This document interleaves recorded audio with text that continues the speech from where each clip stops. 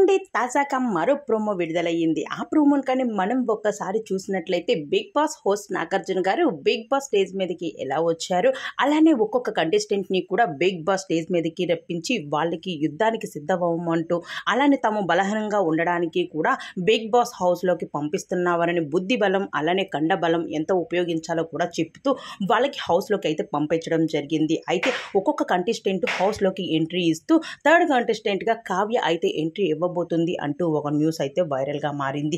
అయితే big boss హౌస్లోకి కావ్య వెళ్ళగానే చాలామంది కంటెస్టెంట్స్ అలానే నెటిజన్స్ కూడా కావ్య ఈసారి ఎలా అయినా గెలవాలి, అలానే నిఖిల్ తన ప్రేమను బిగ్ బాస్ హౌస్లోనే వదిలేసుకున్నాడు, అలానే ఇప్పుడు కావ్య మళ్ళీ ఆ ప్రేమను నిఖిల్ ప్రేమను కూడా బిగ్ బాస్ హౌస్లోనే ఉంటూ తన మీద ప్రేమను చూపించి ఎలా అయినా ఆ ప్రేమను మళ్ళీ తను పొందించుకోవాలని చాలామంది నెటిజన్స్ అయితే చెప్పుకొస్తూ ఉన్నారు. నువ్వు బిగ్ బాస్ హౌస్లోనే ఉండి గెలిచి నిఖిల్ ప్రేమను గెలువు.